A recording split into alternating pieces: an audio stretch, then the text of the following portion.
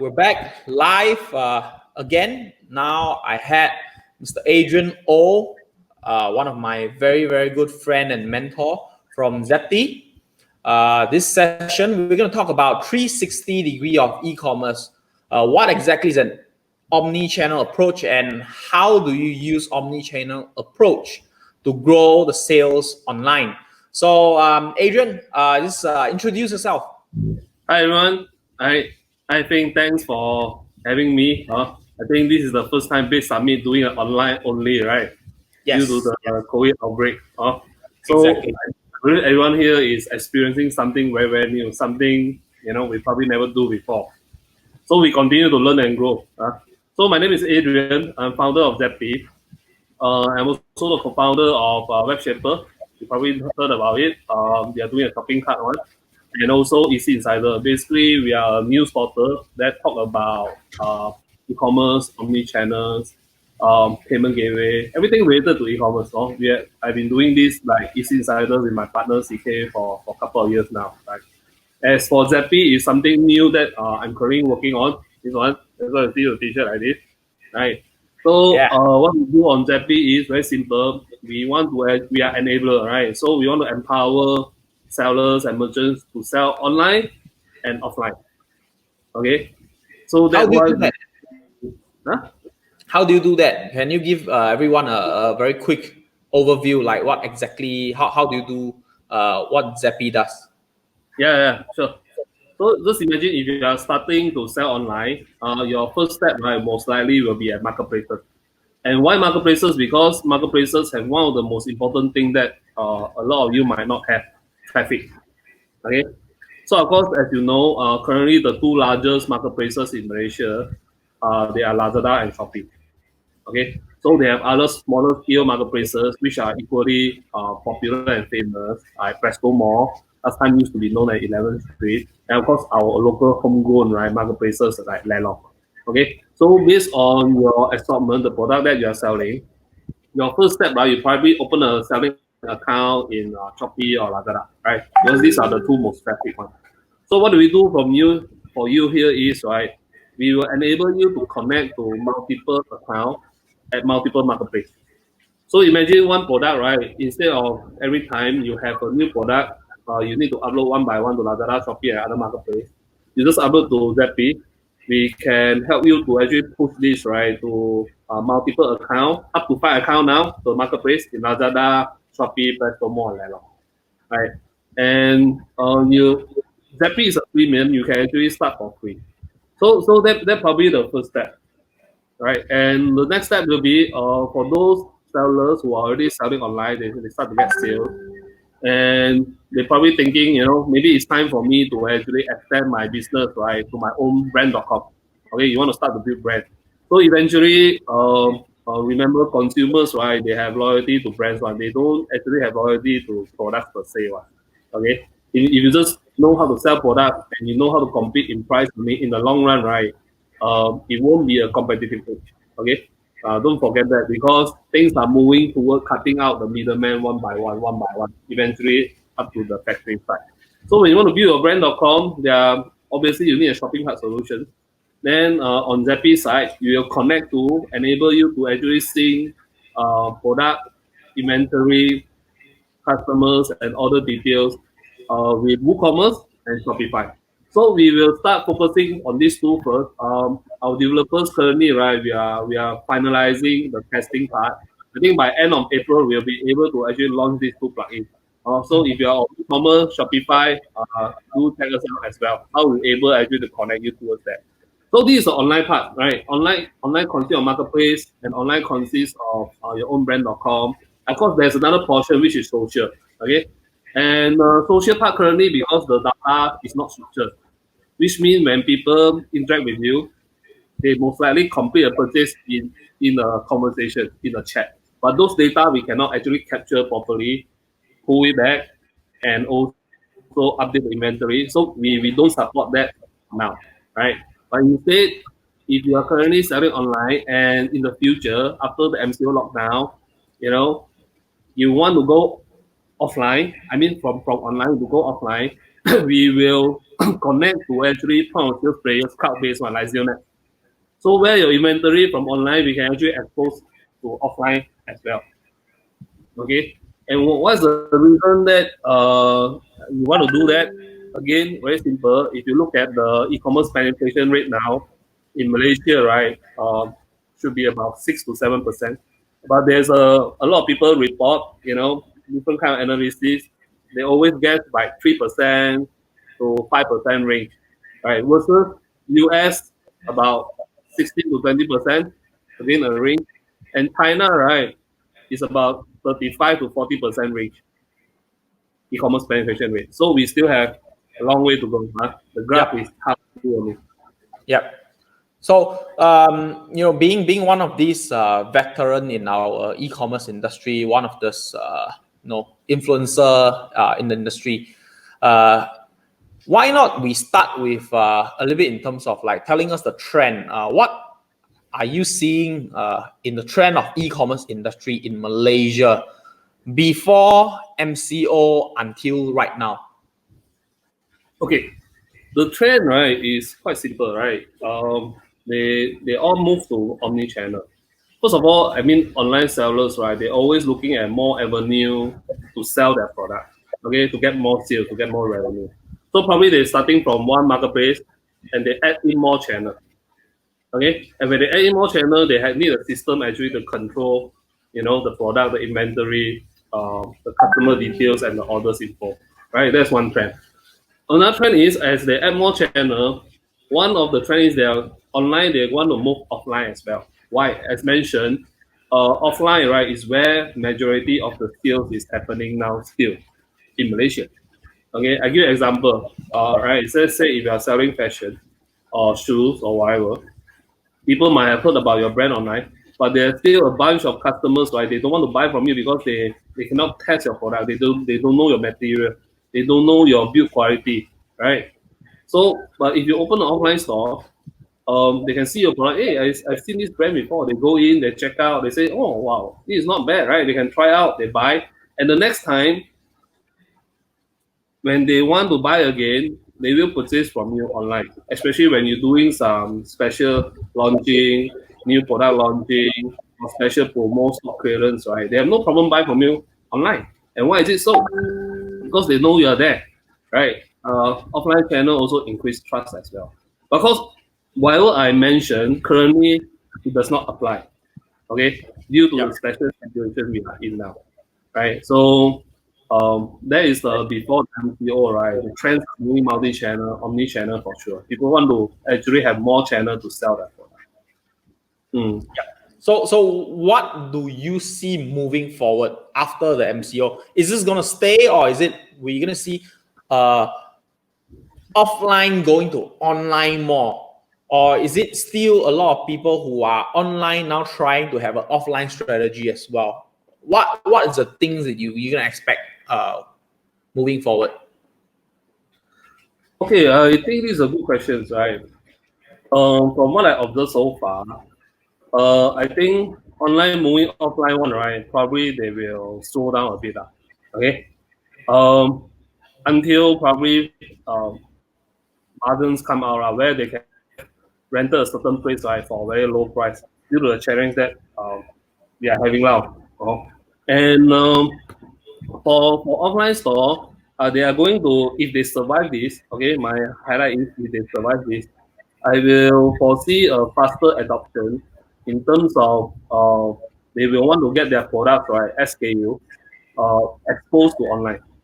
Okay, this one I'm certain. And there are a couple of industry, they will, experience, right, the changes they experience, right, probably will be more drastic, right, compared to the others. Example for food, okay, groceries. Food, I mean, people selling all these vegetable, meat, stuff like that, even eggs, and people selling breads, and yeah, and even kopitiam. They might have online store that will enable you to actually order and send the tapao, right, thing to you. Okay. Yep. And these are hyper local e-commerce.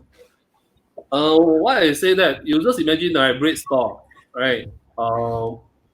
Kopitiam. They can only serve zip code, right, within their radius only. Okay. Correct. Now, Correct. at the you also, then they say you cannot travel more than 10 kilometers from your place, right? So if they hire a local delivery boy actually to do the job, probably they cannot go away from that radius. So whatever you order, you have to restrict within a certain zip code area. Okay, it's hyper local. And then the next thing they have to actually settle is how the user can easily make payment to them. Okay, and preferably contactless. Mean and preferably don't even involve cash at all. Okay, so this is where I think some interesting thing will happen. I give an example, right? I got an inquiry from bread store in a small town. Okay, in Kedah. The guy, right, have a bread shop. He never do online before. He never think that people will buy his bread online. But when he tried to actually get the words out, for the first day, right, during the lockdown, I think he gotten like 70 to 80 orders of their bread. They stole the bread, the white bread in low one. And he was very surprised that people actually, right, willing to actually order and buy. You know? Mm-hmm. So they seen something that again they never seen before, right? In this trying time.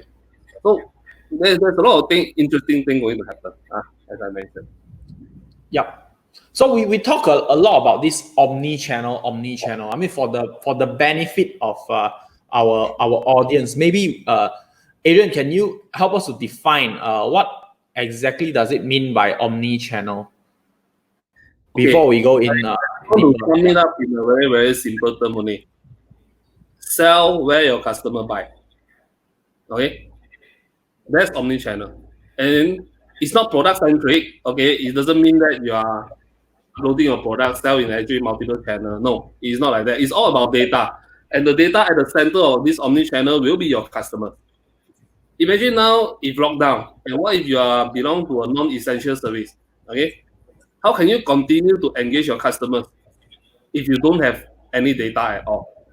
So the simple and the most important data you need to have about your customers, right? Obviously, their name, the contact number, especially the mobile phone, the email you can collect, right, during you sign up the loyalty program, right, when you are doing offline, their address, date of birth, blah blah blah, or whatever that you want to collect in relate to the kind of product that you are selling.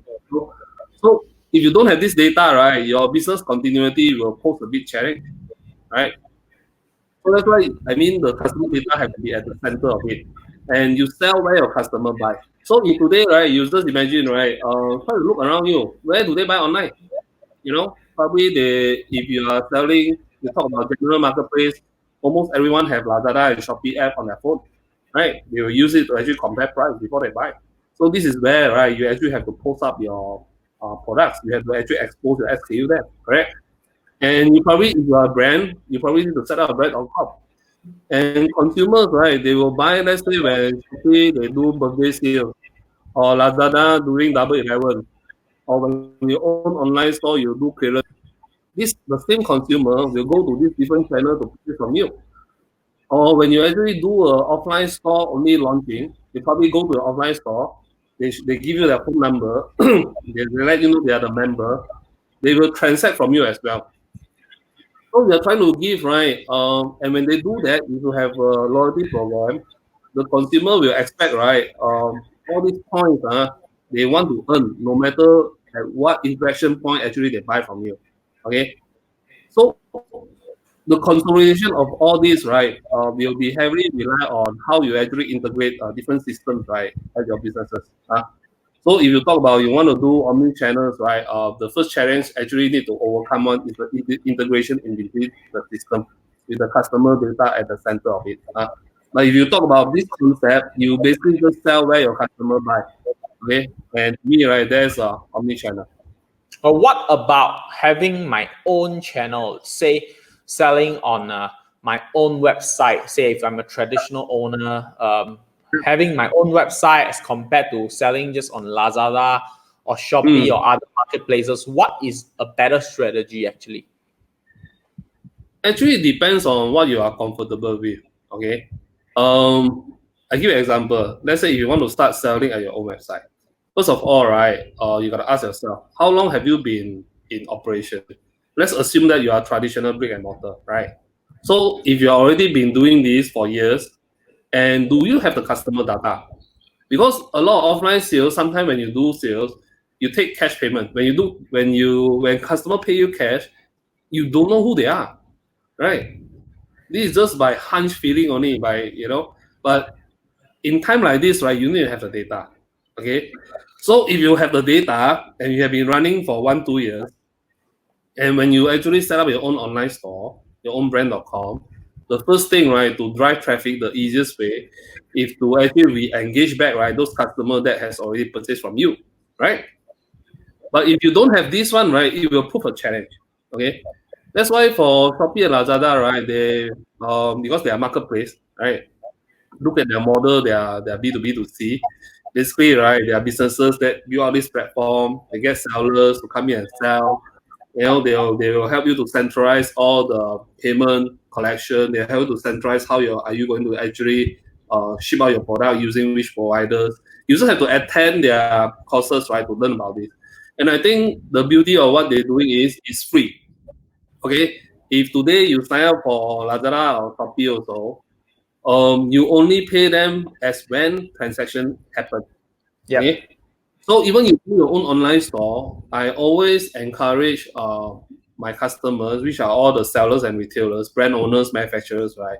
You should really take Lazada or Shopee as a serious, right, sales channel. Okay, they will be able to help them to actually diversify their customer base, even capture, right, customers, right, they won't be able to reach before. Okay, which is equally important. But if you talk about offline, you are totally new, and if you want to build your own brand.com, yes, you still can, but you have to understand one thing only. It will cost you a lot of money to acquire your customer. Yep. Uh, But yeah. is it too late to start now? No, it's never too late. As I mentioned, our penetration rate for e-commerce, right, is relatively low. So it's never too late. The cup is only half full. There are so many things, right, that can be done, right, in this respect. Yeah, never too late. So we talk about all this going omni-channel and why businesses need to go on omni-channel, and now we understand why we need to go on it. But can you share a little bit more? If I go omni-channel, what is the strategy? How should I do it to make it happen, to really make it useful for my company so that I can use it to grow my sales? Okay, in time like this, right, I just want to focus on one onboarding scenario, right? Because if you talk about omni-channel, it could be coming from online and they want to extend their business offline, right? Just like how Christian they all do. They started as an online brand only. They sell shoes, then they expand their actually sales channel to offline, start opening in mall, and their sales have grown tremendously after that. But in today, in in um, in current scenario now, I think, right, let's focus on how offline can move online. Okay. Yep. So the most important thing I want to highlight is um, SKU management. Okay. So if you're coming from offline, you haven't been selling online yet, so you need to actually comb through a SKU. Okay, which one to sell online, which one not to sell online. You have to actually make a decision on this one. And you probably to speed up things, right? If you have, let's say, 1,000 SKU at your warehouse, at your store now, you could just look at the 10-20% that are the most valuable SKU that you can actually upload to online, expose it up to potential buyer, and with a chance to turn into cash first. Okay, that's what you should be focusing on, speed. Second thing is the pricing strategy. Okay, do you want to actually price these products, right, same as your offline store? Okay, you have to actually think hard about it. Some businesses, right, they do equal price strategy. One of the good example is the Seng Heng, right, the largest electronic chain retail, right, in Malaysia. If you go to their offline, they will actually price their products, right, same as your offline store. Okay, but in today's scenario, right, we let's focus on how offline can move online. Okay, so if you go to their offline, or online, their price is sing one. Okay, they don't say offline stores sell more expensive. No. Okay, that's their strategy. But what about yours? And also you have to think about how to actually manage the offline and online channel conflict later on, especially if you have multiple stores and you have all these store managers, the sales exec in your store, they are paid by commission. If they hit target, you have to actually manage the expectation and convince them, right, how online is not taking away their sales. Yeah, So because people could just buy online, right, instead of going to the shop and buy, and it could probably kind of like cannibalize their existing store sales, isn't it? But I think this part they probably shouldn't be too much worried. I just cover what they should consider about selling online yet. You have to look at how to speedily get the important SKU, right, exposed online. Okay. And of course, the first time when you do this, don't expect nice content, don't expect super nice pictures. All these take times and professional knowledge to do one. Okay, so you sacrifice that part first, expose it out, then only you learn how to actually better it in the foreseeable future. Okay, because this MCO thing will probably last a while. I don't think people will just go out, in big time after the MCO period lockdown, right? Until probably a vaccine, right, is found on this one. Yeah. And you actually mentioned one of this very important point that I think we want to go a little bit deeper, right? It's about going up first, bringing all these things up instead of trying to perfect it with the design, with the copy, with the website, how they look like that, right? But we all know, right? Going online is a totally different new strategy to a lot of businesses out there, and we also know that having a talent within the company who will know how to do this thing well is very, very rare, right? So how do you solve that talent part, the learning curve part? Okay, if you talk about now, if you want to do this now, unfortunately, there's no shortcut. Okay, and I think the bosses themselves, the team, right, they have to actually appoint at least one person or team of members, reshuffle their job, right, to focus on this part. And first thing you can do is learn as much by doing it. Okay, if you talk about selling like Lazada or Shopee or Presto Mall or Lalong, all these platform, right, they have a very comprehensive tutorials for you to go through. Okay, spend time learning by doing it. Okay, don't just read, then when you read, then you do. Okay, that's the fastest. There's no shortcut. And yeah, I think that's the only way. If you want to say hiring people now at this time, also prove of another challenge, right?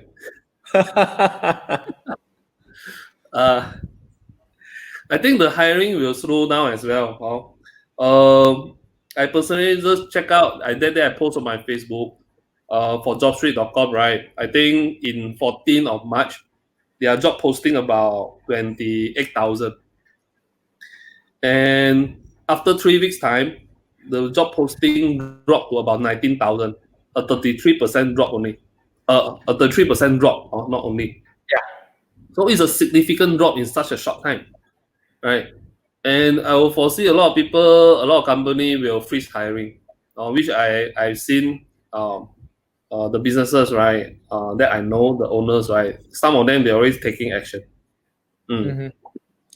So then the other thing is, we talk about Omni-Channel, selling in Malaysia, in different marketplace and kind of stuff. But what about expanding overseas, selling the products abroad to other countries, to the US market? Like a lot of drop shippers are doing, we know, like a lot of big brands are selling into different countries. Is that another strategy that business should look at right now? Is it worth looking at it? Again, I think it largely depends on your sourcing capability. Okay, sourcing capability can means, right, what you're able to source, or what even, right, if you're a manufacturer, right, what you are manufacturing now. And again, fast is only first step. And remember, you want to master the whole key things, right? It will take months. Okay, that's the fastest. There's no shortcut. You will ask me that's a strategy now. No, it depends highly on the kind of product that you are selling. Okay, and the know-how for cross-border is very, very different. So for cross-border, right, the first thing you need a very reliable logistic partner. You have to actually calculate the cost, and the cost, right, means this product. Okay, let's say you're selling this mouse. If you want to sell to US, Australia, you first you have to do market sales are selling there. Are they even selling this product? That's first thing, you know. And if they're selling this product and you can source cheaply, after the shipping cost, right, when it arrive at the hand of your Australian or US customer, is it more competitive? If you don't fulfill these two criteria, you will never stand a chance. Never. Okay? You must remember, while marketplace is a place, right, easiest for you to start, cost you nothing, it also ultra competitive. Okay? That's why there's a friend of mine say, I asked him what will happen after this, you think a lot of offline business will go online, join marketplace first, blah, blah, blah, right? Then he say, right, then there'll be price war. Correct. More supply, right? So it's not always rosy or easy. But as I mentioned, this is one of the things you can do now. Okay, compared to you do nothing at home. So we always look at, I think. Which brings me that I wanted to talk about, right? A lot of people selling very similar products online or even offline right now.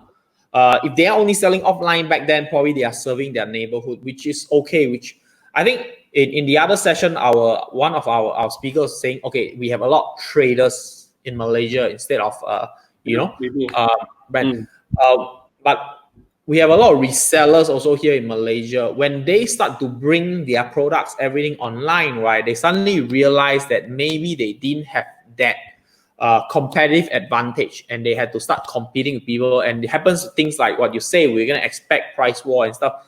As a consumer, of course, we win, right? But as a business, why is that Malaysia doesn't have so many brands or products instead of so many sellers? And how can we actually change this? How can we improve this? Or if I'm a seller, what can I do now, right? To avoid from this thing from happening? I think first of all, you have to look at the macroeconomic. I don't think this is a Malaysia-specific problem, right? I give you an example. If you today, right, you are in the industry of toys. Toys, more than 90% toys are manufactured in China. Where else would you get your toys if it doesn't come from China? So everyone else around the world, right, they're buying from China.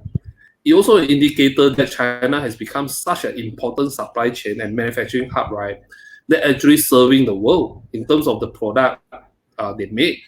Okay, right. That's right. Okay, and you look at Malaysia, why we don't have so many brands, or actually we do. Okay, but there's a lot more things to be done. All right, let's say for the products locally one. Some of them they might actually serve overseas markets only. They do a lot of OEM, right?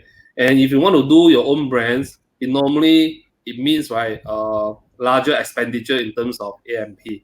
That's the first thing, and not a lot. I think Malaysian SMEs, right, they want to invest in it. And because this is a very, very challenging thing to do. That's why I always have high respect, right, for people who actually build a brand one. That's very tough. But these are the people also that will survive, right, and do well in the age of e-commerce eventually. Okay, because this is my brand, this is my product, this is my unique design. This is the only place where you can get it. Or it doesn't matter what sales channel you are getting from, right? These products, right, still belong to me. The brand still belong to me. So this is the part where you can do well. But before you even reach that status, right, or branding, I think a lot of money and time, right, need to be invested in it. That's not an easy thing to do. But if you compare us to Taiwan, I think Taiwan is doing a much better job in this aspect. When it comes to the SME that actually build brands. Yeah. Does it mean that actually if I am going online right now, it's better for me to start thinking about having my own brand? I always encourage all the entrepreneur or sellers, right? The answer is yes. Because eventually, if you want full control, especially you want to own the customer database, that's starting with your own online.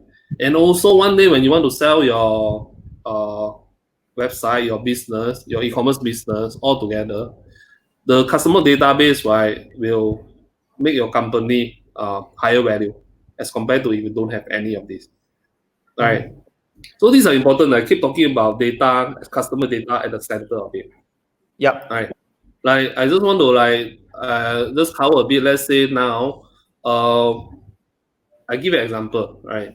Currently, right, if you go and ask a lot of online sellers, who is their top customer? A lot of them they cannot tell you one, especially those selling in marketplace. Yep. They don't have a idea one. They don't have a clue one. They don't even know, right? This customer actually, when I Shopee do Shopee promo, they buy from my Shopee. Lazada do Lazada promo, they buy from my Lazada. They have not a clue. But Zappy can tell them within a click.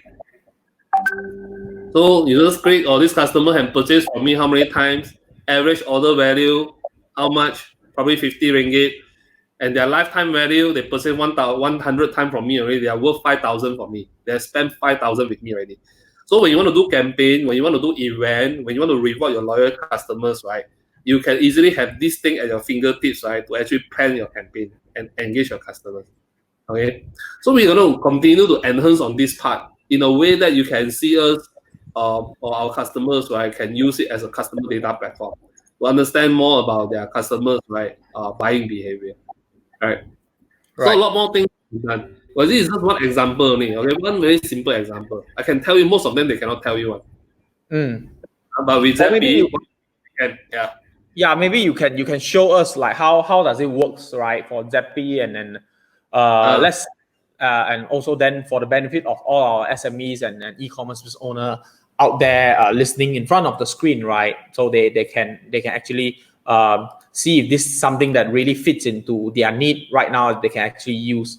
And at the same time, I also wanted to remind everyone in front of the screen right now, Adrian is going to be here for a while together with us. And if you have any questions, remember to type out in the comment area, and Adrian is going to respond to you also later. So Adrian, you want to share your screen right now?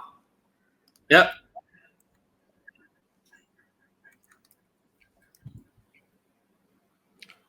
Yep. Okay. Over to you. Thanks, everyone. So just a quick one. All right. Okay, I'm here with Feng. Thanks for having me. I just want to share something with the audience, right? First of all, just want to let you all know, Zappy, right, is a freemium. You can start for free. Okay. So how does it work? If you're selling online, mainly connect to marketplace, we can support up to 5 accounts each for Lazada, Shopee, Prestomo, and Landlord. All right. So it means all added up is about 20 accounts, right? And why do you need so many accounts? Very simple. You probably are managing different brands, or you're probably managing different assortment, and you don't want to mix all this up. Okay. And also, as long as you have every month 100 orders or below, is always free. Okay. And I think in a week time, we are making some adjustment to our plan. We want to extend this, right, to more orders, to support more new sellers, right, in this COVID outbreak time. Okay. So that like kita jaga kita together, free brand. And second thing, how to start, basically onboarding. Okay, you just sign up a Zappy account, and after that, you sign up a seller account for each of the marketplace. Okay, Lazada, Shopee, Prestomo, or Lalo. Right. So, my advice to you all is, right, traffic matters. Start with the two top traffic marketplace in Malaysia. So, which are Lazada and Shopee. Okay, start with either one, and you can actually use Zappy, right, to connect to it and start publishing data. So after that, once you want to upload a product, to this both sales channel, and you want to actually manage your inventory, means you only have 10 stock, you want to expose to this sales channel, it will make your life much more simpler. Okay. And this is how you onboard to Zappy if you are a new seller. Okay, totally new. Remember to sign up a seller account on Marketplace. Get ready your email and phone number. Okay, and sign up a Zappy account. Also, we need to verify your phone number. And after you sign up a Zappy account, if you already have a seller account, you need to actually connect to your seller account. Okay, just follow the steps, right? Inside Zappy. And if you need any help, right, always there's a small chat box on the bottom right of the screen. Just click on it, message us. So our team, right, will assist you as soon as possible. After you connect, then you can start to sync products, right, over to the marketplace. Okay. So this is for someone, right, who are totally new and you are not using any other system now. But if you are using auto count, means your accounting side, right? You are auto count user. There's an easier way for you to onboard. Okay, but this one is not a free plan.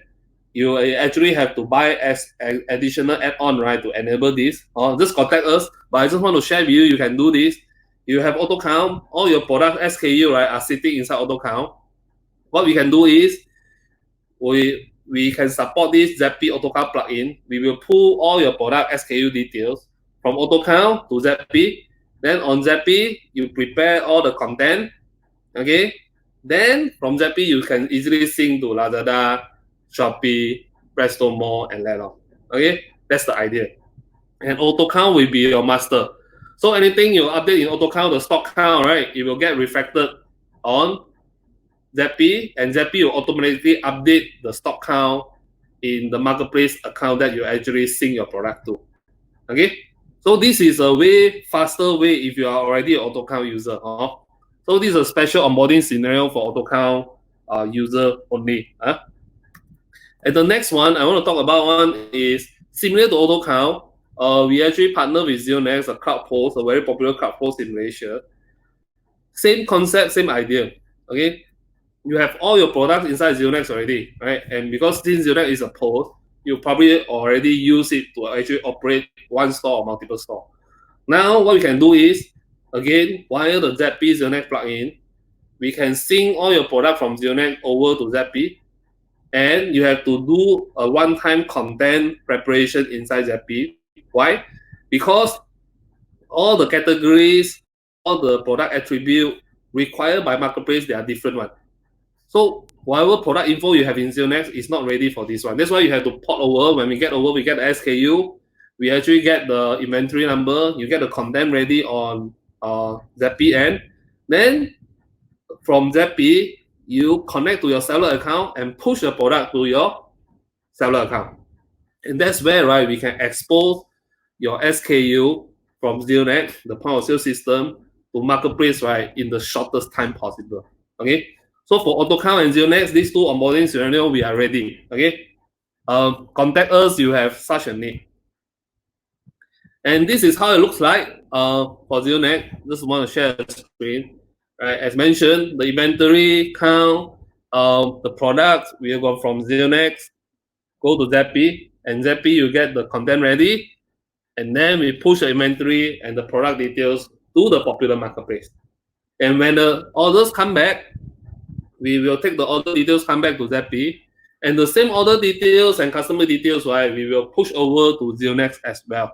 Okay, so you can actually see ZeroNext, if you start selling online also, you don't just have your offline customer data, you will start to actually have the online customer details, right, all automated to be synced over as well. In fact, all these data are already at your hand one. Just that, we cut down a lot of manual work. We basically automate this process for you. And at the same time, similar process, right, will happen to Shopify or WooCommerce. Just now Feng asked about, okay, what if I want to set up my own brand.com? Instead, I don't want to actually sell in Lazada, Shopee, let's say. Okay, can you do that with Zappy? Yes. Same thing, from ZeroNext, we pull all to Zappy, and Zappy, you get ready the content where we actually sync the products, right, over to your Shopify or WooCommerce store. Okay, and these two plugins, as mentioned, we are in the final testing phase. We expect we can actually roll out commercially, right, by end of April. If you are utilizing Shopify and WooCommerce, again, get in touch with us. And once our plugin is ready to roll out, we will get you on board in regarding this. And last but not the least, I just want to share with you also, ZP, we actually selected by MDEC as one of the TSP, Core Technology Solution Providers. Okay, so it means qualified SME now, you can get up to 50% matching grant for all the ZP plans. All right, paid plan. So this is a special initiative by the government. The table now back in last year, we talked about SME business digitalization grant. This is one of the things I would encourage, right, businesses to go to MDEC website to check out more details. Basically, they cover 5 areas. I think digital marketing, ERP, HR, e-post, and what else? There's another category I can't recall the name, but they cover actually 5 digitalization category. Each category they have their TSP, and if they are approved, if you use our solution, government will match 1 ringgit for every ringgit you spend. It's a 50% matching grant. You can take advantage of this, help you to actually digitize. And these are the contact, WhatsApp or call us as this number, record this now to inquire more if you want to actually find out more about ZP, right, and our solution. And most importantly, how at time like this, we can quickly help you up the SKUs, your valuable inventories, right, expose it out to the customers, and hopefully some of it can actually turn into cash for you. Okay? Think. That's all for me. All right. So Adrian, 2 last questions I had, right? If I am a traditional business, I haven't had online strategy. I didn't have an online strategy. Right now, I'm planning for going online. What's that one most important thing that I need to do? You mean you are a traditional business? You don't have any strategy? I don't have any online strategy. So now I'm thinking of online strategy. If I want to go online, what's the most important thing, in your opinion, that I should look at? I think we talk about this. The most important thing is at your SKU, right? Out of all your products, what are the most important inventory that currently sit at your warehouse, at your store, you want to turn into cash one? That list, right? Use the fastest way, or even via ZP, get it up online. And in fact, we are coming up with some packages, right, to help customers if they want to upload, let's say 20 to 30 SKU, very fast to basically Shopee or Lazada account. Check out our website, right? We will put up the packages there in support, in this MCO period. So we can take care of that, right? And we also have another plan that with this fast track upload plus consultation services and hand holding one. Okay, so we don't plan to actually make money from this plan, right? But we hope that via these services, right, at least we can actually add values, right, to some of the SMEs. They want to digitalize their selling process now. They want to move to e-commerce now. Yeah. So if I am already on e-commerce, I'm already an e-commerce player. What is your advice for me to continue to survive or grow moving forward? I think this is a very good question. People thought that all the e-commerce sellers now will be doing great. Is it the fact? The answer is no. Why? Think of it. You and me at home now, right? So think, what are we wearing? Do we need to wear nicely? Do we need new clothes? No, I still need to gel my hair up lah. Yeah, I did also, right? Just for your session. Okay. But what I mean is, right, first of all, you have to relook into your assortment, your product offering. Imagine if I sell some device or clothing like what I mentioned, right? Okay, or even basketball shoes. Nobody is buying that now. I cannot even go out to basketball court. So you have to rethink. In this time now, the consumer behavior changed already. What if the lockdown period is prolonged? Actually, what do people need when they are at home? You have to start sourcing and selling those kind of products. Obviously, one of it, people will watch more TV at home. People need laptop at home to work. If your company now all the time using desktop one, right? And suddenly all your staff need to work from home. You have to actually buy, let's say if your company 100 people, you have to buy 100 laptop from them if they can work at home. So these are the changes you have to go and think and observe, and you have to add this mix of products right into a product offering. Otherwise, your sales will get impact. I guarantee you. So it's not always like rosy day like e-commerce. In the end of the day, it's just a channel where the consumers can place an order with you. It's an interaction point where they actually transact with you, right? So your product assortment are important. The trend coming one, if people tend to stay more at home, what will happen? You have to really think hard about it, right? That's why you look at like marketplace, what they're doing now, like Lazada, this thing.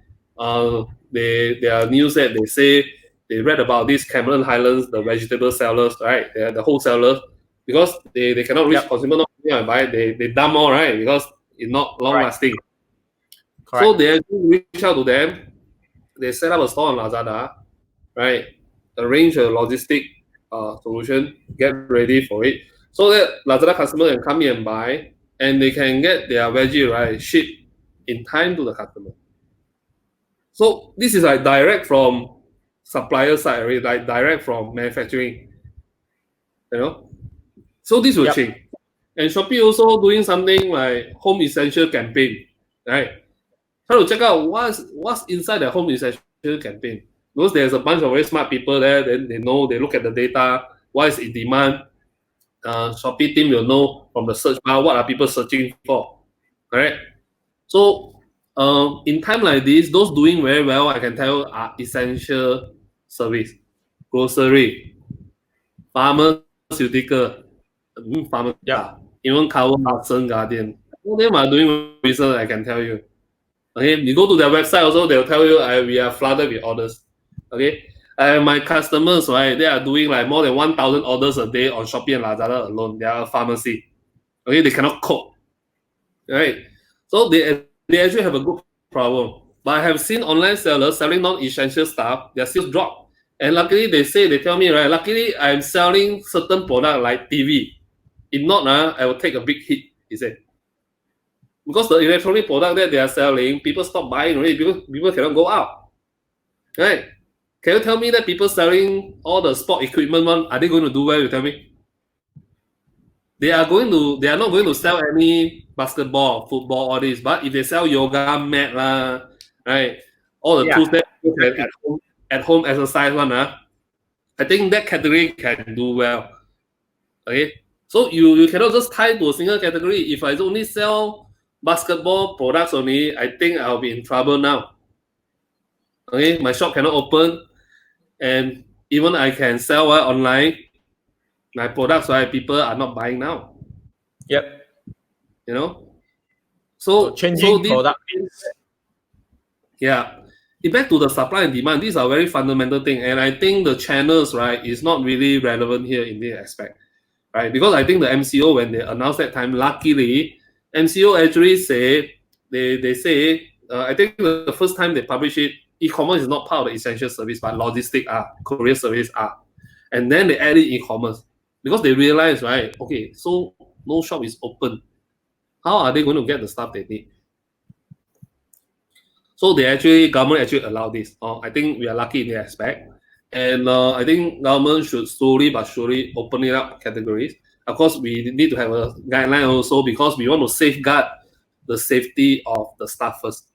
Right? If the frontliner, apart from the medical people, the doctor and nurses, they are doing a very important job now. But even Korea, those guys they are the frontliner as well because they are the one delivering goods, right, from point A to point B for us now. Exactly. Right? Exactly. Wow.